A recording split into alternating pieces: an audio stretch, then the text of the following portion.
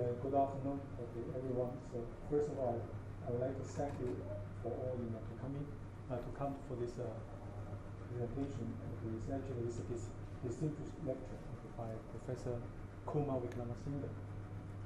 Before he starts this presentation, I just give you some background. Okay, and so Kumar actually is a graduate from University of London in electrical engineering, okay, and the first degree is 1997 and then PhD is 94. And his supervisor was Sir Eric Ash. So I will tell you who is, okay, it's Professor Sir Ash. And then he did his postdoc in Stanford with another giant, actually is Kelvin. Okay, Queen I will show you again. So what is that? It's actually a big name. And then he moved to IBM. It's in 1984 as a research manager in Utah Heights. Okay, and then he led the team working on the development of scanning probe techniques. Okay, for real application. Okay, it's not just for public papers in science. Okay, and then he has 100 patents and there are about 150 papers. Some actually in Science and Nature. And I think most important, he actually developed so-called dynamic force microscope. Actually, we are using mostly so-called capping mode. Actually, is a variation of this one. So, particularly this is very important for soft material and, for example, organic or biomaterial. And also, he developed this magnetic force microscope. It has a huge impact. I can show you. And also in our lab, we also will use this kind of so-called electrical potential microscope, this we call Kelvin probe. And for me, actually, personally, I had some, this contact with Kumar in a very early stage for this microscope. Actually, my thesis is relevant to this one. Okay, and also later he developed this so-called apertureless and near-field optical microscope, and it's very important. And particularly, we all know this Nobel laureate Steve Zhi, and he is very interested in this microscope. Yeah, and in terms of academic honors, actually, he named as IBM Fellow in 2000, and was elected as a member of the National Academy of Engineering on the 50s. I think at that time he was one of the youngest. And then this IBM Fellow is only about 40 in life of these living fellows. And certainly he got this we call IBM Field Award. Okay, and also this is American Physical Society. This again is a Field Award. Okay, with Kelvin Crate, and then later is the inventor of the Hall of Fame.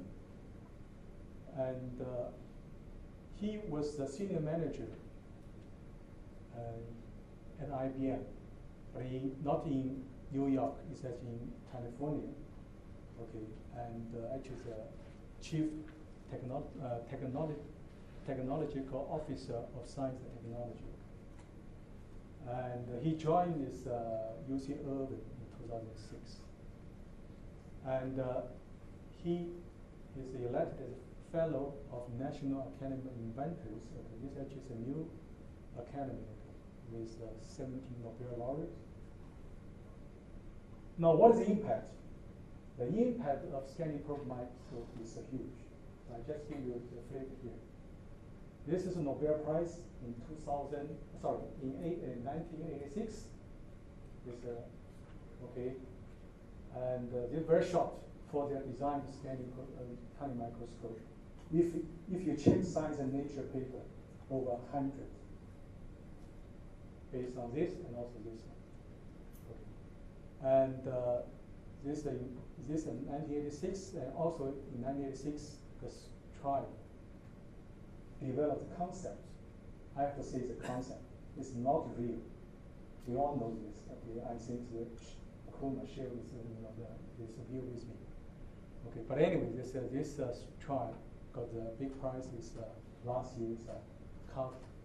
And also last year we had a celebration in Switzerland. It's actually to celebrate, this 20 years anniversary of the invention of the FM.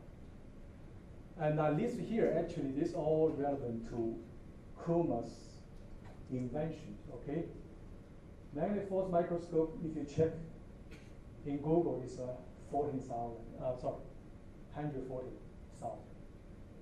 And the Kelvin force is about 68,000, and dynamic force, okay, and then scanning thermal microscope. So it's actually huge. Okay, this is actually very important for our artists. At the moment, we enjoy this 2 terabytes, this hard disk or even more. Actually, it's based on the categorization. Also, certainly, it's also we call this a device development. Okay. And this is the academic tree of Kumar. Okay. So he was a student of Sir Eric. Okay. And actually, he's a student of. Yeah, I know. I checked. I make sure this is no error here. Okay, I checked. Okay, it's a garble. Okay, actually, he was an inventor of a hologram, and then got the Nobel Prize. I think in 1972 around. Okay, and then there are 3 guys we called try of acoustic microscope, and this actually is Kumar's postdoc supervisor. Is Kelvin. And then this actually is my supervisor before. Okay. But they are all now is around 90s, but still are living. Okay. And you can see this. He was vice president of the Royal Society, and also important. I will show you. He actually is an honor doctor of our university, and also honor doctor of City University. Your university actually is 1994, and the City University is 1998. And then Quint is a member of the National Academy of Engineering, also National Academy of Science. And he is a member of the German National Academy of Sciences, and also former director of the Max-Planck Institute for Solid State. Actually, he somehow relevant to another 2 Nobel Prizes, actually 3 Nobel Prizes. One is one of his students, former student. Now this actually is, I got some information from our university. This is in 1994, and Sir Eric, actually I showed him around in this building, and at that time our chairman is Professor P.C. Chen. Okay, and so this is actually in the ceremony. Actually, he gave a speech. Okay, he's a very good speaker, and he also he was chair of the Royal Society. Okay, this is 1994. Okay. Yeah, fortunately, I met Kumar more than 30 years ago when I was a very young student. Okay. This is in Nanjing University. There was a workshop, okay, on ultrasonics. I remember he introduced a technique called this interferometer, actually heterodyne interferometer, to detect extremely small displacement. How small? I still remember, 10 to minus 4 angstrom. That means about the size of a nucleus. At that time, I said, Jesus, this was impossible. But nowadays, we know this is possible because we all know the recent discovery about this gravitation wave. Basically, the same thing. Okay? So now you see, actually, we can detect a small distance as small as a nucleus. Okay? It's not atom, much smaller than atom. And this is actually my university because of, at that time we have a very strong collaboration with IBM Zurich, so which is where this scanning tunnel microscope was invented. So I really learned a lot from there. And this island is very famous.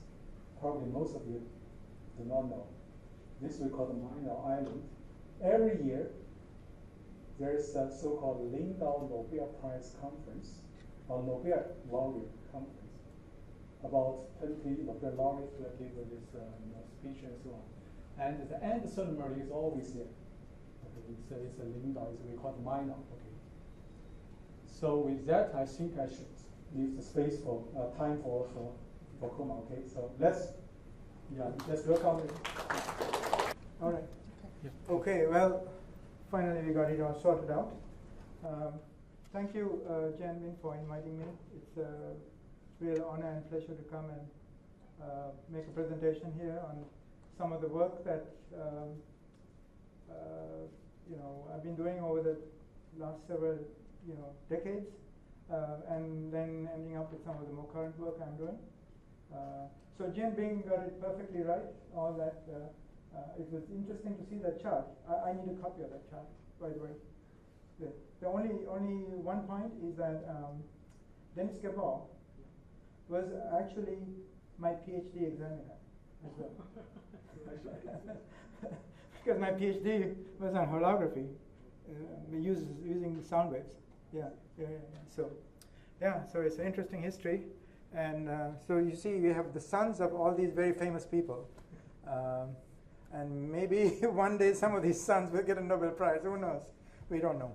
But anyway, we are here to talk about this title which says From Atoms to Molecules, Development of Scanning Probes for Visualizing the Nanoworld, right? So I'm going to give you a little bit of the history of how I got into this business in the first place, and then some of our applications, some of the applications of these technologies to nanotechnology, some of the recent experiments I'm doing. Since I moved to UCI, I became more interested in trying to do something in biology for nanotechnology in biology. And I didn't know anything about biology, so I had to take a book about, it's called The Cell, it's about this thick, and start reading it and learning, and then talking to biologists to really understand what they're talking about, because it's a different language. So, as you all know, optical resolution is limited by this so-called Abbe criterion, which was put forward in the late 1800s, and it basically said the spot size that you can achieve with this microscope with optical lenses is on the order of about half a micron, right? Which is half the wavelength of light. So a lens essentially can focus light to about half a wavelength of light, and this is kind of the spot size you will get with a lens, and so that's going to be a limitation in optics, and of course we'll find out that limitation has been surpassed in different ways. But I got into this business when I joined IBM in 1984, and I spent the first 6 months with 3 other colleagues going around IBM development and manufacturing labs, asking what are your metrology needs, what kind of measurements you need in the future, right? And so they basically gave me a whole list of different measurements. But what it turned out is that if you look at magnetic bit size at the time, this is 1984. This is a very old chart, by the way. This was done a long time ago. The magnetic bit size was getting smaller and smaller like this. This was the line width of silicon devices at that time, was doing this. And this was the Abbe limit, optical limit, right? So it is very clear that 10 years from that date, right, we will need something different to look at the devices that we were making, whether it's chips or whether it's disk drives or anything that IBM was making. We'll need some new kind of instrument, right? So I kind of, at that time, after that 6 months, set my goal that we're going to build an instrument to do this. So that's basically how I started getting into this business. And in 1982, shortly before I joined IBM, this technology was invented by Gerd Binnig, Rohr, and Gerber, and another guy called Weibel. I don't know him. Yeah, but these four people, and they came up with this very ingenious idea, which is now called the scanning tunneling microscope. It relies on a quantum mechanical tunneling. If you bring a metal contact very close to a conducting surface, and the electron wave functions at the last atom on the tip overlaps with atoms on the sample, then you can have enough current that goes across if you apply a voltage. And the key was that current decreases by an order of magnitude when it pulls the tip 1 angstrom away from the surface, right? And so they then put this into a feedback loop. They applied a voltage and put in a feedback loop to maintain a constant current as the tip was scanned across the surface, and they got these beautiful images of surfaces. It's a silicon surface, and they see the individual atoms on silicon, and that got them a Nobel Prize in 1986, right? So that basically, so I saw that work, but unfortunately that was not good enough for what we wanted to do, because the manufacturing and development line manager was telling me, well, you're going to look at resists, oxides, nitrides, a whole bunch of things that are nothing to do with conductors. So we need to come up with something different, right? So a few years later, this technology came out, which is called the atomic force microscope, and it's actually also had the same guy here, Binnig, same two guys, Binnig and Gerber, and then Quate in the middle, right? And they came up with this idea of essentially like a phonograph needle, a gold foil with a diamond glued onto it, and then they drag this over the surface, and then they were measuring the deflection up and down of this as they scanned it over the surface using a tunneling microscope that they had invented as a sensor for the deflection. So I saw this and said, wow, this is great, and this is actually called a touching microscope. You see, it's called a touching microscope. This is really great. I thought this may do the trick for us. This is what we need to work on. So I dropped everything we were working on at the time. Actually, before this came along, we were working on something like a tunneling microscope. Oh yeah, so before I get to that point, this same concept was proposed in 1929, okay, by this guy called Schmal, right? Nobody recognizes him, nobody talks about him, but he proposed this.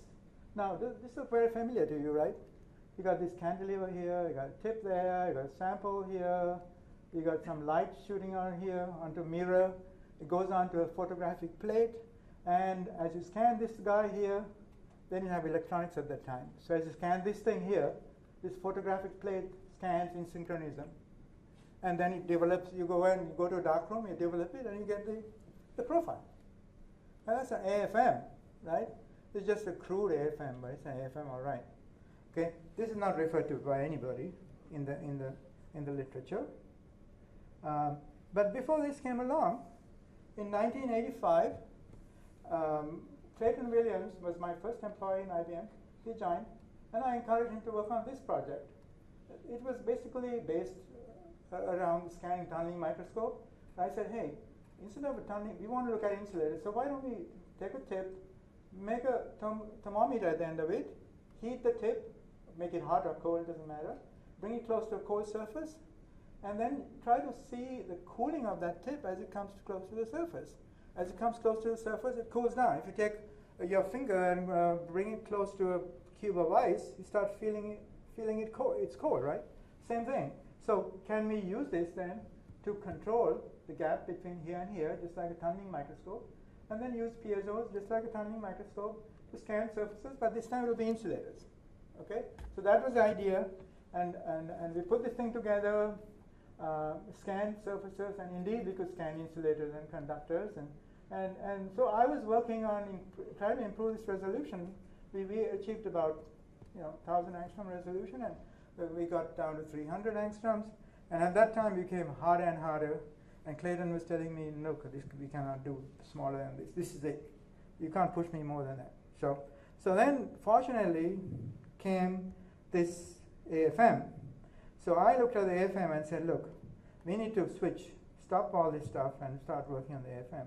So I had my postdoc who joined me, and Eve Martin, and basically the idea was, instead of dragging the tip over the surface, if I take this tip and vibrate it at its resonance frequency, as it comes close to the surface, if I wiggle this at omega, I should see a signal as it comes very close, a signal at 2 omega. So I said, detect the 2 omega signal and then use it as a feedback loop to control the gap, right? So that's what he was trying to do. He put it on a spectrum analyzer, looking for a 2 omega signal as we approach the surface. Sure enough, there's a 2 omega signal, but it's very, very weak. But the omega signal started decreasing like crazy as it came close to the surface. I said, wow, okay, let's use this signal to control the gap, right? So that's basically what we did. We started understanding what this signal is all about, and the rest of it is kind of history. So basically the way this thing works is that you have a cantilever. It has a certain spring constant. I've just put a spring in here. You know, it comes close to a surface. It feels a very weak force, typically about 10 to the 5 times weaker than what Binig was seeing in the contact AFM. And that force tends to pull the tips toward the surface. In a sense, what it does is that it changes the spring constant of this spring by delta K, reduces it. So if you do some simple math, you know, this equation, frequency oscillation square root K over M, some simple math, you look at the thermal noise of a cantilever driven by Brownian motion, certain temperature, you can quickly do the math and work out that you can detect a minimum force of the order, a force gradient of the order of about 10 to the minus 6 Newton per meter. Okay? And it turns out that the force is about 10 to the minus 13 newtons. That is about 5 orders of magnitude smaller than what was being done before. And it allowed us then to control the tip and scan it without actually touching the surface. So that was like a huge thing, very important requirement for getting it into use in IBM. So that then, after that was done, we basically published a paper, of course. This was the paper in 87, and these were the authors here. And you know, essentially based on this idea that we just said. Now, the second thing we did, which was also very important, was replace the tunneling microscope with a laser. So this is a laser interferometer. It measures the vibration of this cantilever to an accuracy of about 10 to the minus 5 angstroms. And we knew how to do this. It actually was part of my PhD thesis and part of my postdoc's PhD thesis. So this was very, very familiar with it. And we can relate the oscillation amplitude to the laser wavelength, so it's nicely calibrated and everything. And so basically what we did was we drove the cantilever at a constant amplitude. So this is the resonance frequency of the cantilever, the dotted line here. We drove it at a certain frequency, like here. As the tip approached the surface, the frequency decreased, and it moved to the solid line here. That means if you drive it at a constant frequency, the amplitude of oscillation will come down, right? So basically, the control mechanism was to measure the amplitude of oscillation of this thing, right? And then have a feedback loop that will move the tip up and down to maintain a constant amplitude as you scan it. So that's basically all it is. So it's a non-contact AFM that tracks the surface by maintaining the oscillation amplitude constant, right? But you can hover the tip in a non-contact way over the surface. So, you know, here we plotted the amplitude as you approach the surface. As it comes closer and closer to the surface, amplitude decreases. From this, you can use the math to work backwards and work out what the force gradient is. You integrate that and you work out the force. And so this was published back then. And of course, the next step was to, I wanted to develop this into a tool. Because, you know, the demonstration was on a 1 millimeter sample. I wanted to say, okay, we're going to get it into manufacturing. We need to work on 8-inch wafers. We need to take this probe, move it wherever we want on that wafer, do metrology on this, measurement, depths, lateral dimensions, depths, angles, and all of that things. And so in order to do this, it was a very big challenge, right? So if you take the cantilever, which was typically about 100 microns long, if you scale everything up by 60,000 times, it's like, what we were trying to do was to try to take like a 16-foot pole, which was a cantilever. The tip is about 6 microns in length. That means about 1 foot long tip. And then the tip diameter here is the shank is 1 micron, it's 2 inches here. Tip diameter is 100 angstroms, which is about 0.02 inches. And tip sample gap, 5 nanometers typically. This is about 100th of an inch. And then scan range about typically 60 microns, which is about 12 foot. And 8-inch wafer is about 8 miles. So essentially taking this 16-foot pole, scanning it, 100th of an inch away from the surface, right? Scanning it over a field of about 12 feet, and being able to do that over 8-mile area, right? That's kind of what we were trying to do. So when I proposed this to managers, they said, absolutely no way you can do this. Forget it. Go home. They basically didn't support me.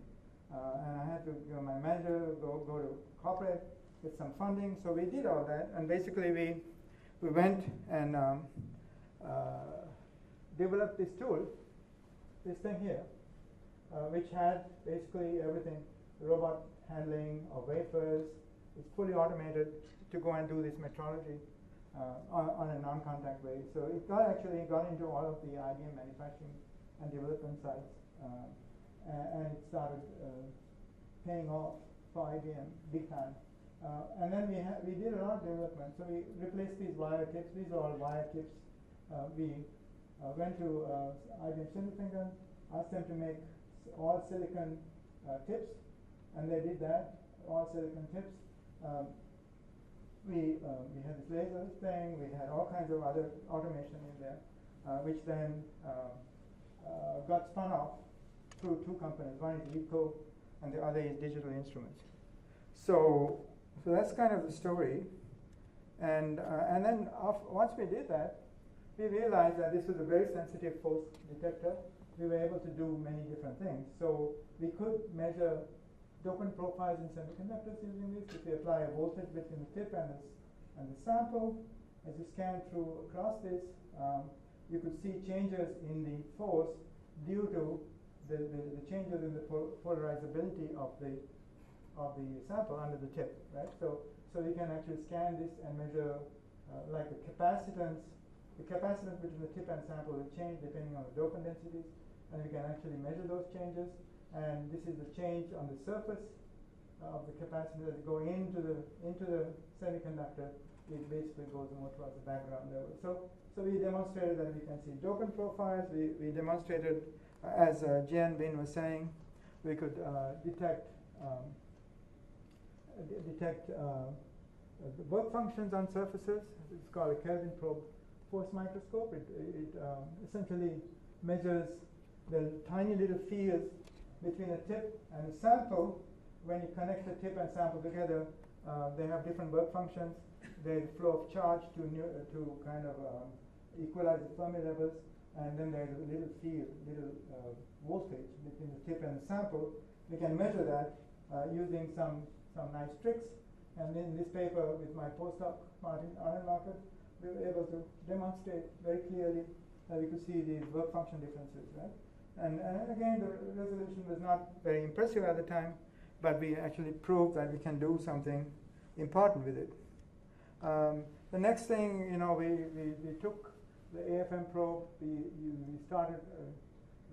used the magnetized wires, scanned across structures which had domain patterns on them, and showed that we can map out the domain distributions in these disk drives.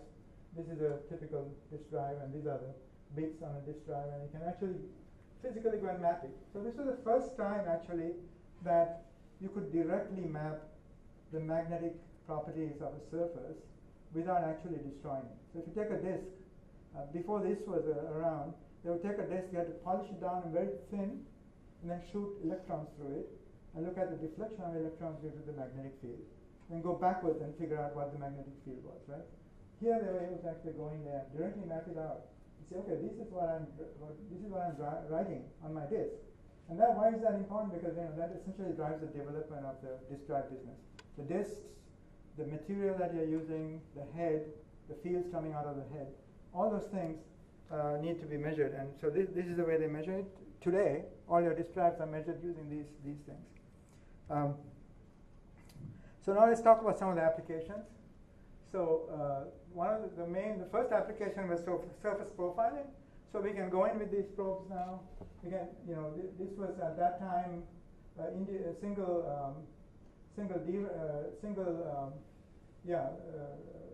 logic chip where you had wires going down here, and then this is two different materials. So you see where the junction is between these two materials, and you can measure slope angles. You can measure the width at the bottom, width at the top, all the surface roughness on the edges, and all this can finally be measured using this kind of technique, which is basically what we set out to do in the first place.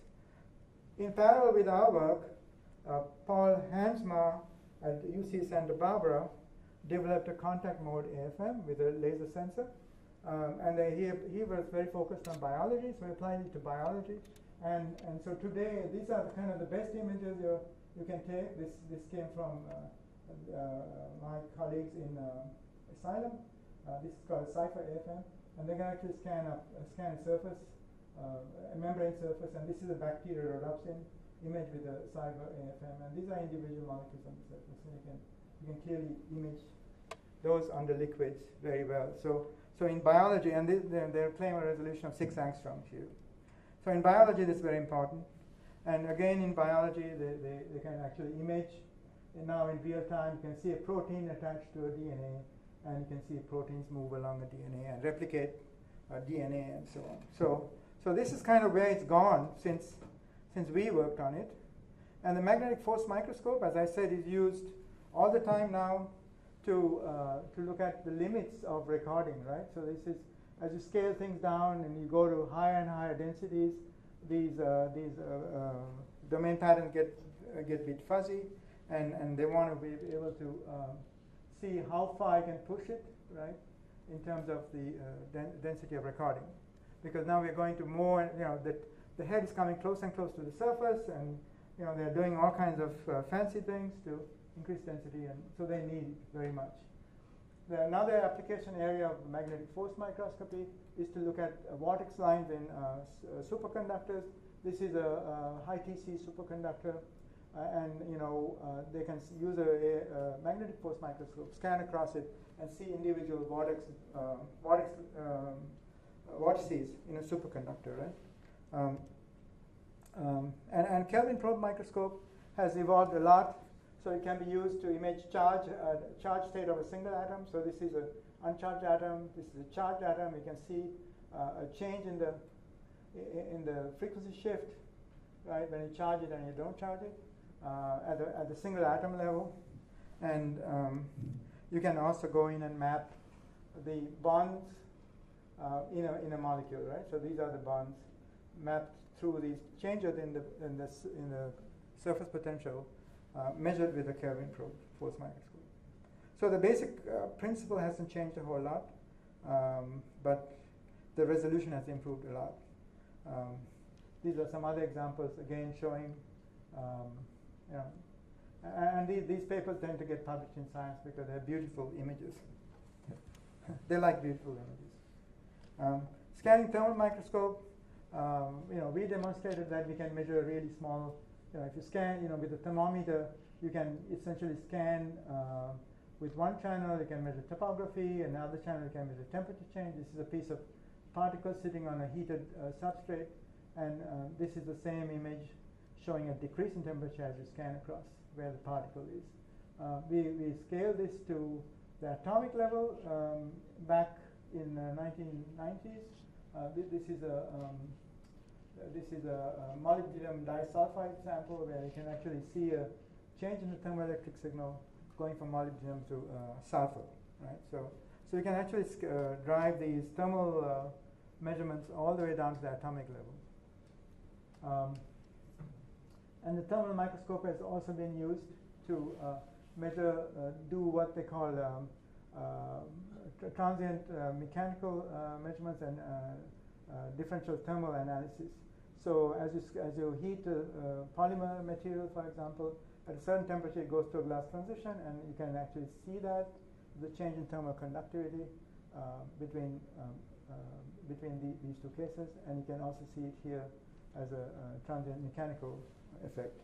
So this kind of thing is used for studying polymers, and so all these microscopes, and then they can also see heat transfer of various islands,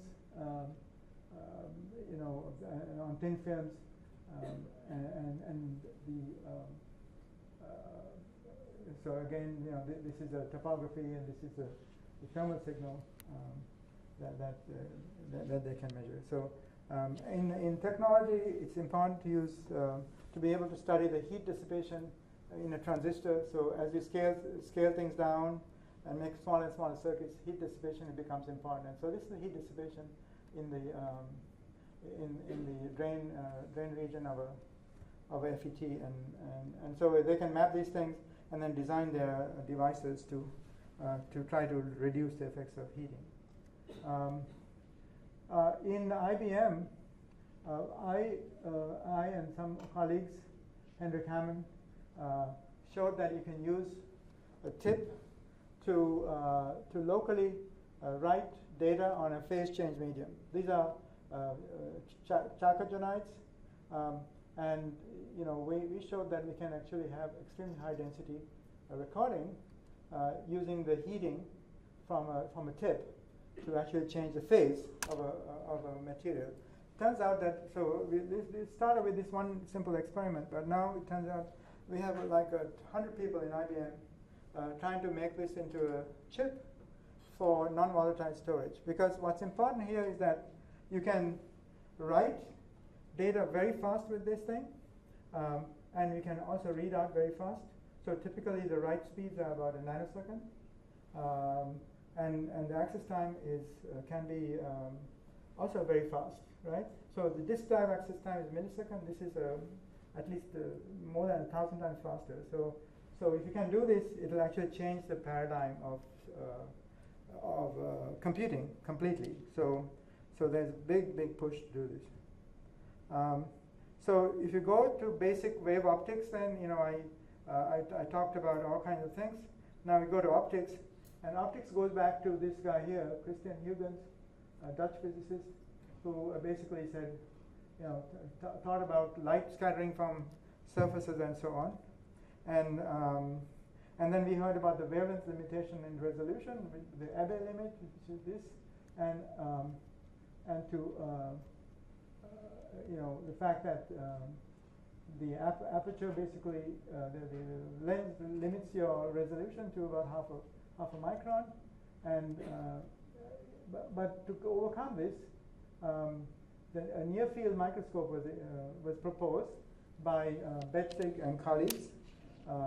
He did a poll at IBM, at Betzig and their labs, and Cornell. And their concept was to shoot light through a small, tiny hole, bring the hole very close to a sample, scan it, and why is not? Okay. The problem is that the light that comes out of this end is so feeble, very, very small amount of light compared to what goes in. It's about a billion times smaller than what goes in, comes out. And you have to bring the tip very close to the sample to measure anything. But Eric Betzig made this work, and he published this famous paper in Science that showed that he can take this something like a 500 angstrom tip, scan it across a molecule, and essentially the molecule was scanning the hole. And by looking at the patterns that he was getting in the detected far field light, he was able to work out the orientation of the molecules with this method. The method is limited in the sense that the amount of you cannot make this hole too small, because essentially this is metal, and light goes through here, but some light goes in onto this side and onto this side. Some light penetrates in here, and so the smallest effective source you can make is basically the hole size plus maybe 150 angstroms here and 100, so 300 angstroms plus the whole size. So this is limited to about 500 angstrom resolution. And so in 1989, I came up, based on, inspired by this guy, Christian Huygens, came up with the idea that you could throw away the aperture, and instead just have a sharp tip like a STM, right? And then come in with light, focus the light to the smallest spot you can make, diffraction limited spot, and then look at the interaction of the tip with the sample. When they interact, there will be some scattered light that comes out.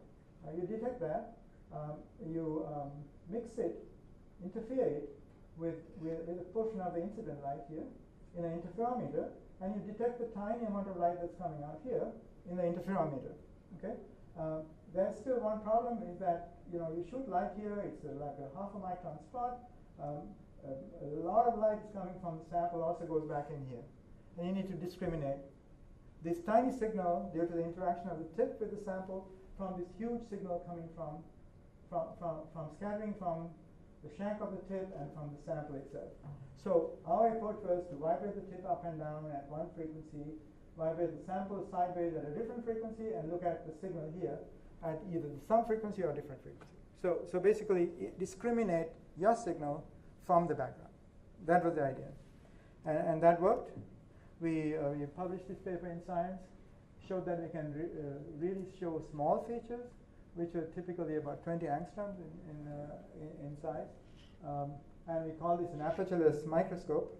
And then we went ahead and showed that we can also do some spectroscopy here. These are stained viruses. You tune it on resonance, off resonance.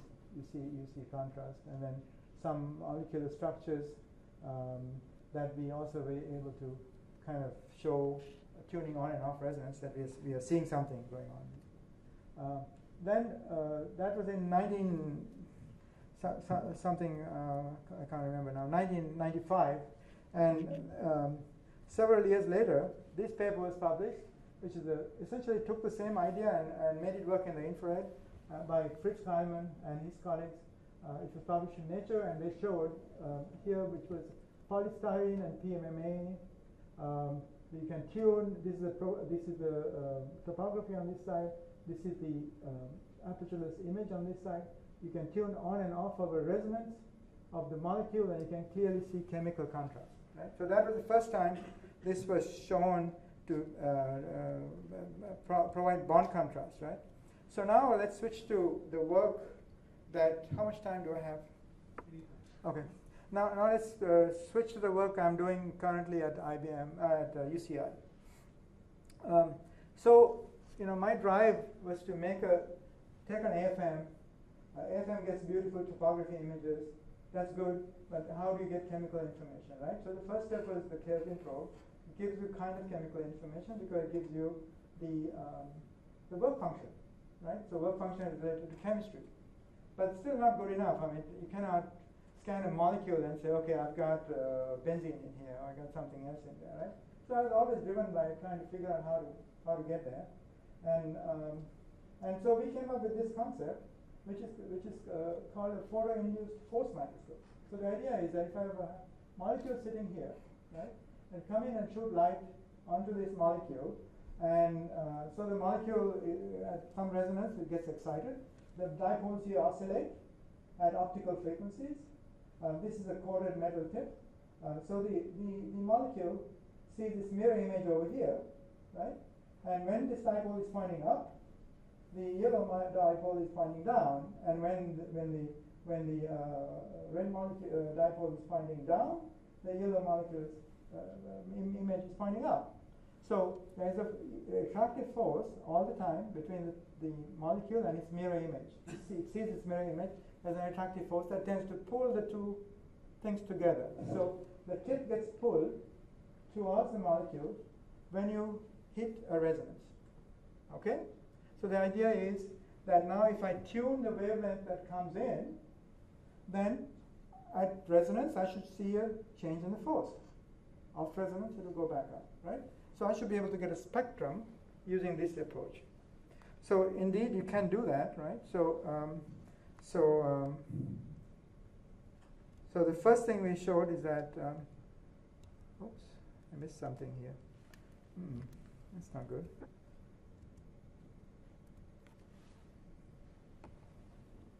Uh-oh. Where did it get stuck? Oh, okay.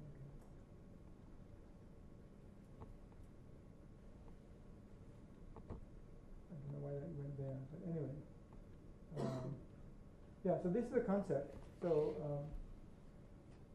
you shoot light, you create, and then you have a dipole, and then they have a mirror image, and you measure the force, right? So we basically took a sample. This was a dye molecule that we put on glass. These are islands of dye molecules, basically. And the top image is topography, and the bottom image we tune through the resonance of the dye molecule. And I don't know whether you can see it here, but here you see nothing. And as you tune through the resonance, you see contrast appearing, and then it disappears.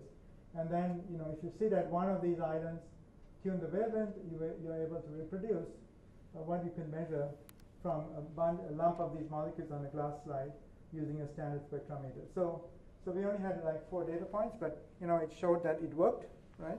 And the next step was to make this work in the infrared. So now we have infrared light coming to this junction, gold-coated tip.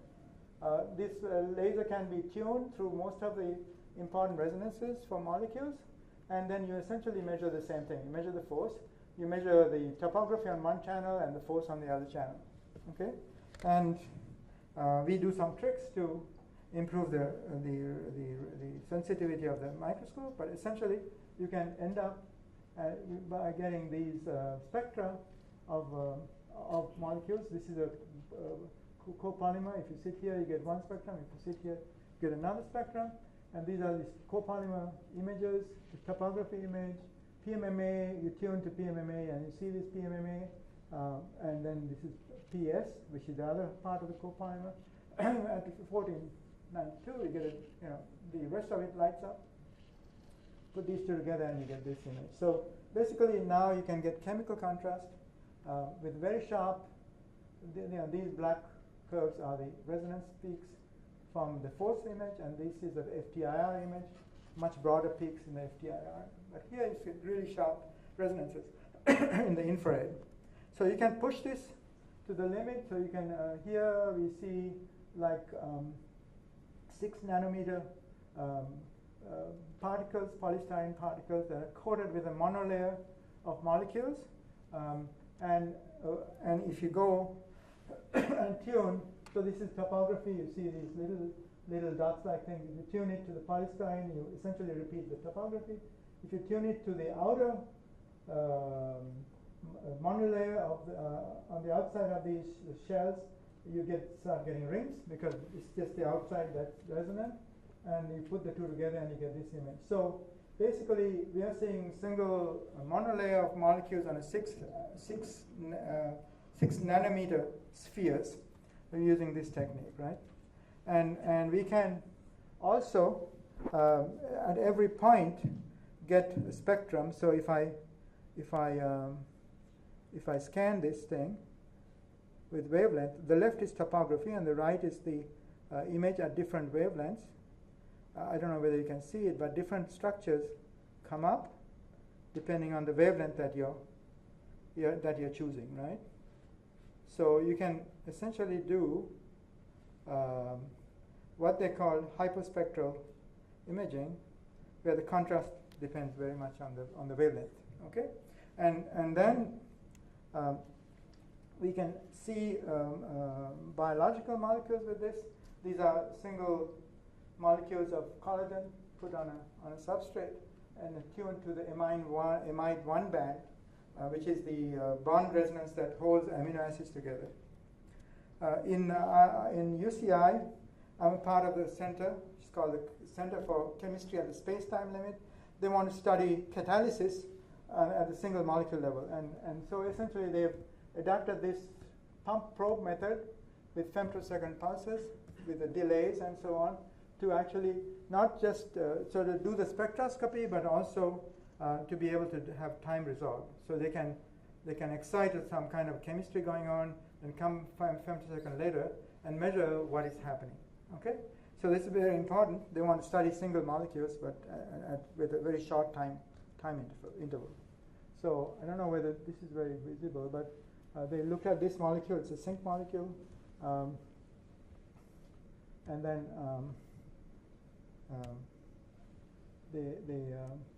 they look at this system. So they pump it from a ground state to this state, and from here it's 2-photon pumping to here. It comes back down here, then the intersystem crossing into this triplet state, and then basically they look at the transient absorption going from here back down to here.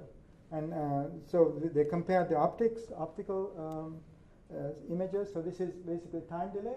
At the right time delay between the pump and the measurement, you see the signal here. And this is basically the wavelength. So so it's wavelength sensitive and then time delay sensitive, right? Which is this is what it should be. And then you can do the same thing with the force measurement. So here it shows you how the time. This is in picoseconds, and it basically shows you, in like some few tens of picoseconds, the signal decays.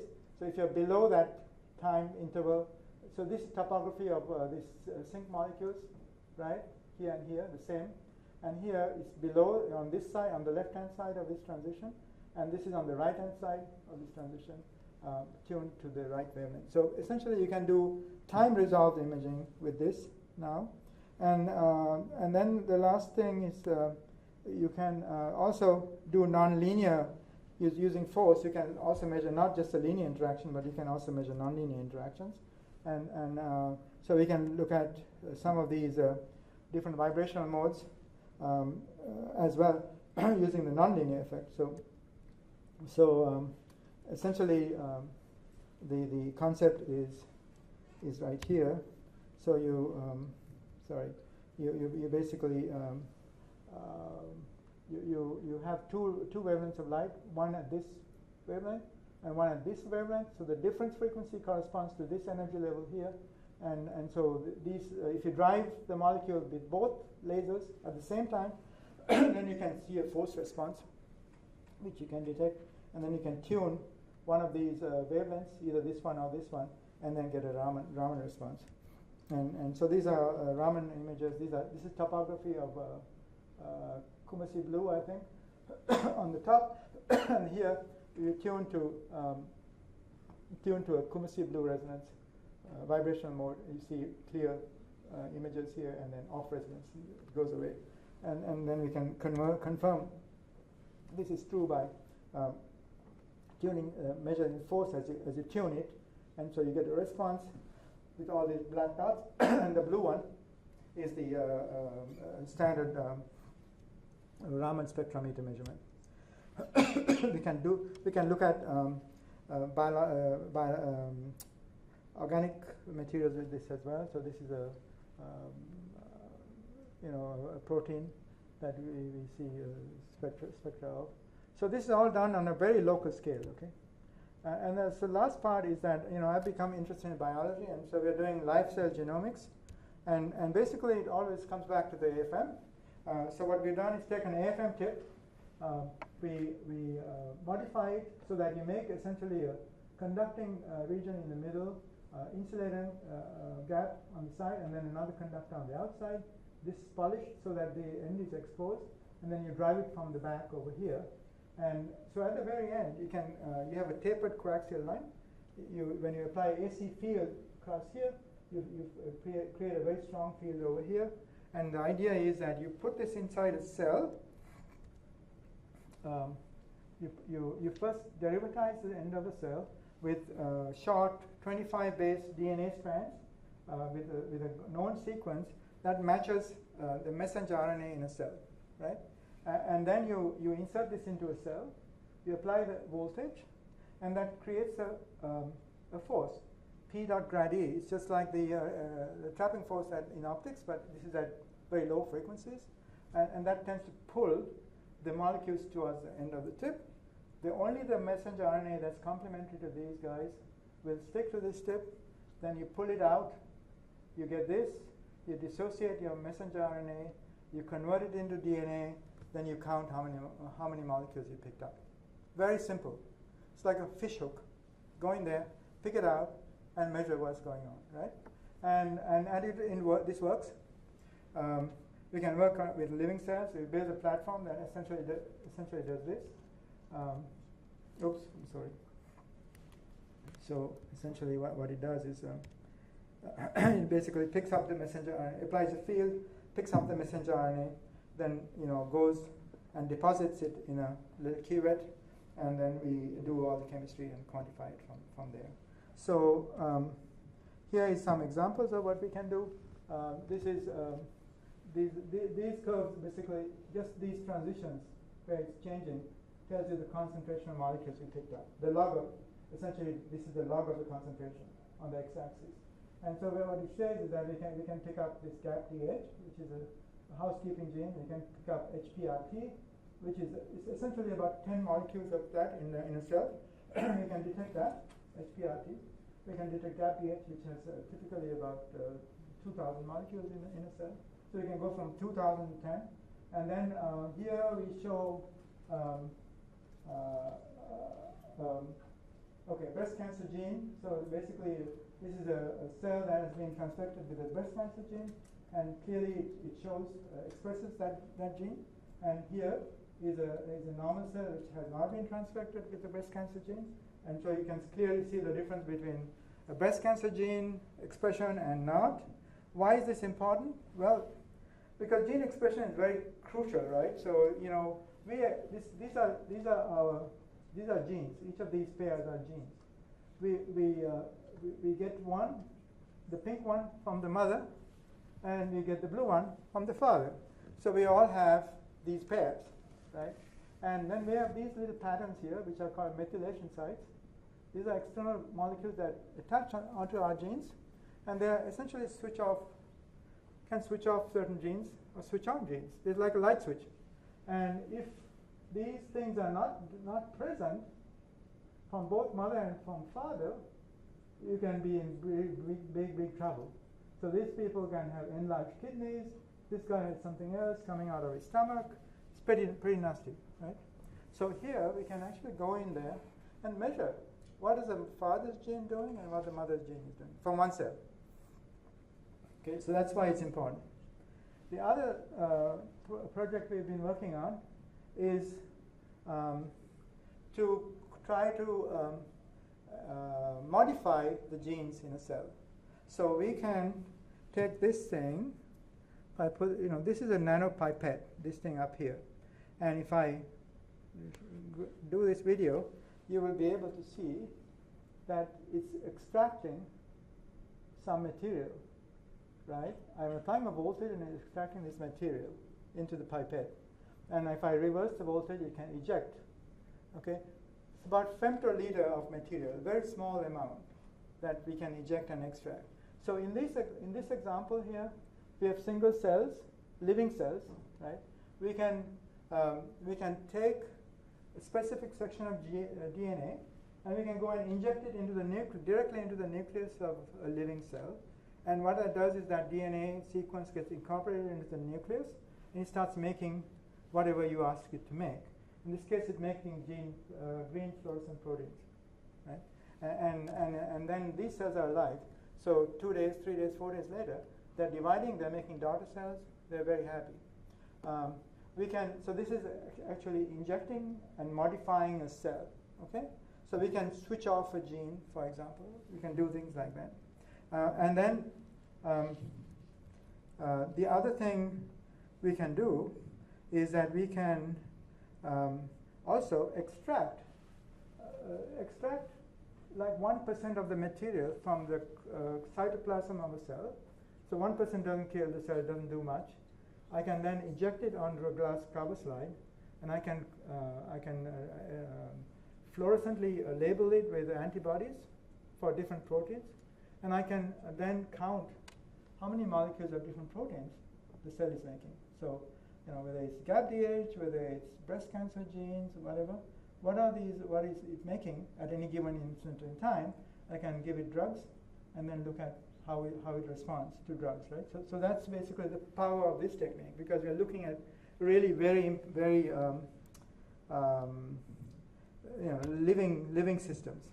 The last thing here is nothing to do with me, but the AFM or concepts of AFM have been used to move molecules around. So if you bring a tip very close to the surface, I mentioned there are these very weak van der Waals forces. If I adjust this cap so in such a way that the force is strong enough so that when I move this tip sideways, it can drag this molecule on to the side. You know, as I move this one drags with it. If it's too close, then it basically snaps into the tip. But if it's the right distance, you can just drag it along and then pull the tip further out, and then it will be remaining there. So that's kind of lateral manipulation using the FM as a manipulator. And Don Eigler at IBM has been a kind of expert genius at making all these structures with atoms, right? So this carbon monoxide man, he calls it, and carbon monoxide on platinum. But I wanted to show you this video and stop with the video that, if I can find it. Where is it? Let's see.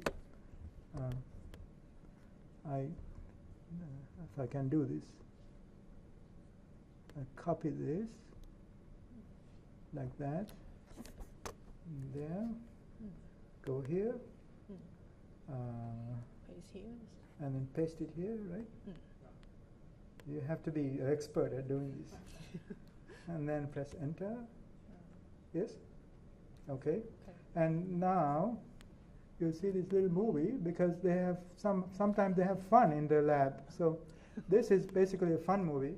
Do you want to enlarge the? Oh, can you enlarge it? Yeah. How do I do it? This one. Here, this one.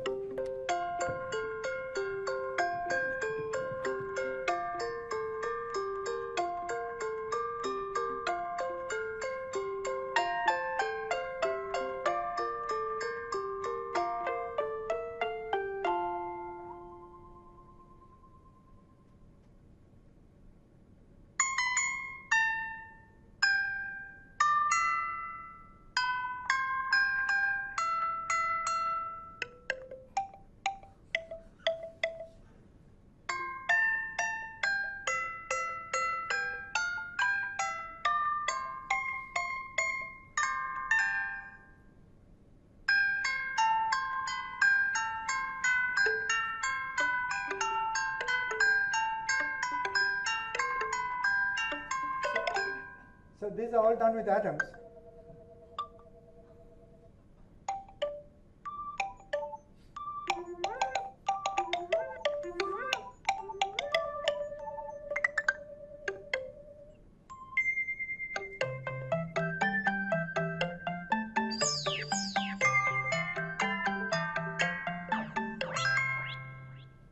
That's it.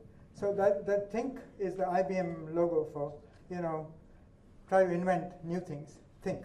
So that's all I had to show. I hope you enjoyed my little presentation there. Thank you.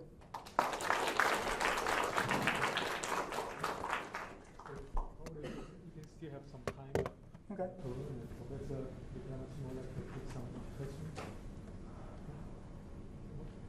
So I have a few questions. Yeah.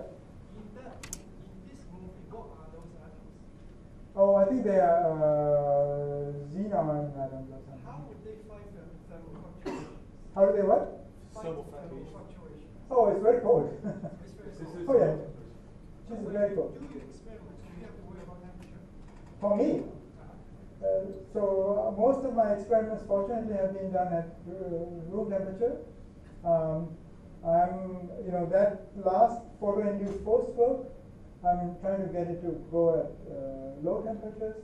Because actually, when you, as Jan Bain knows, when you cool things down, put in a vacuum, the force sensitivity can go up by, 3 orders of magnitude or 4 orders of magnitude. So everything I see here will get better by 4 orders of magnitude. So that's what. One general question. Yes. Do you see applications for solutions? For solutions, right?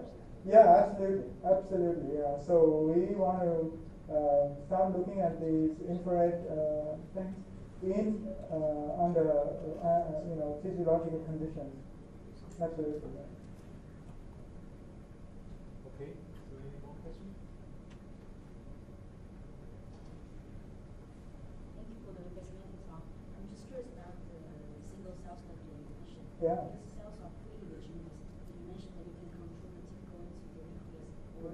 Yes. I wondered how that was achieved. Oh yeah. So yeah, it's very interesting. So when you use an air fan, right, and you vibrate the strip and coming close to the surface, as it penetrates the first membrane, you see a little change in the force signal. Each time it penetrates the membrane, it sees a little change. So you know that I penetrated the cell membrane, and then next time you go to the nucleus, you know you penetrated the nucleus. Yeah. We also have verified it by actually, because we have this coaxial probe as well, so we verified it by measuring the current. So as it goes, as it penetrates the external cell membrane, you see a change in current, and the nucleus you change, small change in current. What about all those subcellular organelles like the vesicles and the cells? Does that interfere with With the sampling? Yeah. Not really. I mean, you know, so we are sampling like 1% of the cytosol. So it basically has no effect on the cell. But 1% of the cytosol basically can, if you count how many proteins you get in that 1%, it's like 10 to the 8 proteins. It's a lot of proteins. Right? So if you take that and spread it out over, like a 10 micron spot, all those proteins will be spread out uniformly far enough away that they are further than the diffraction limited spot. And I can just put it on the fluorescent microscope and just count all the proteins. So we've done this already with a few proteins, and we've treated cells with drugs, and we've looked at some of the cancer, standard cancer marker. I can't remember the name of it. You probably know. It's a marker that we all have, right? That gets activated when something is not working right. With a company. But anyway, so we've been doing things like that. Treat the cells with drugs, see how the cell is responding, what genes they switch on and off, and so on. So it's very important for drug discovery. Probably I have one question. Yeah. So for this the curves, Yeah. or it's whatever you even for this actually Yeah. this Yes. I'm always wondering about this this tip effect, because you have different tips and then sometimes different shapes. Yes. And then the scattering actually is different. Yes. And then probably from the different measurements actually it's very difficult to have this reproducibility. Yeah. So that's still a big problem. You see it, in TERS, that's a very big problem, because TERS relies on huge tip enhancements, right? But actually the English force does not. Yeah, it does not rely on the big tip enhancements. So I have a question about the RNA extraction Yeah. within a tip. Yeah. So how is it actually the real force between the RNA molecules in the tip, and this technology can be hypothesis in the other RNA extraction technologies? This other technologies. Other technologies for RNA extraction. Yeah. So only other technology I know from a single living cell, RNA extraction would be what? I mean, like that, or what are the other technologies? So but then you destroy the cell, right? Yeah, so we don't want to destroy the cell. We want to look at, we want to be able to, take one cell, which is we want to take out one cell, which is the unit of life, right? It's nicely enclosed. We want to do things to it. We want to give it drugs. We want to give it signaling molecules and so on, and then observe how it responds. So what are the protein cascades that are excited, right, due to some event that takes place, right? So then you want to be able to look at the cell while it's alive, and you can't kill it, right? Kill it, then you don't really know why. So actually it's a real space and real time. Yes. Yeah, absolutely. So this is fairly new technology. Biologists are not haven't used it for long. But we can extract things, quantify, we can inject. So transfection efficiency is 100% for this technology.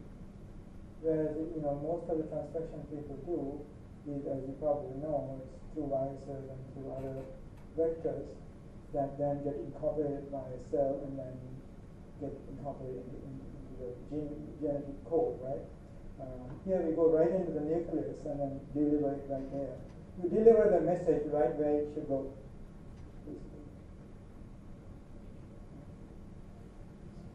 Prof, last question. When we are trying to measure the Raman spectroscopy, you try to use a lower frequency pumping line. When I try to measure the Raman spectrum, do I use what? Use a lower frequency line to really to stimulate the intermolecular vibration. A lower frequency line. I see. So you mean you have another light beam on top of them? Is there any limitation to the pumping line? No, there's no limitation. So actually, this is like a stimulated Raman. So for the force measurement, right, you basically have two wavelengths going in, and the difference frequency has to match the vibrational mode, right? So we can choose let's say choose the pump, so that the pump is pumping into some real electronic transition, right? And then stimulating beam that comes down to whatever vibrational mode you want to look at. That should increase the signal. If you do a resonant Raman, we have done that. So I think the first result I showed was resonant Raman, and the second one on the protein with the phenyl aniline was a non-resonant Raman. But it's both stimulated. Pump and probe have to be there at the same time. So probably have to. So we got to go in the basement.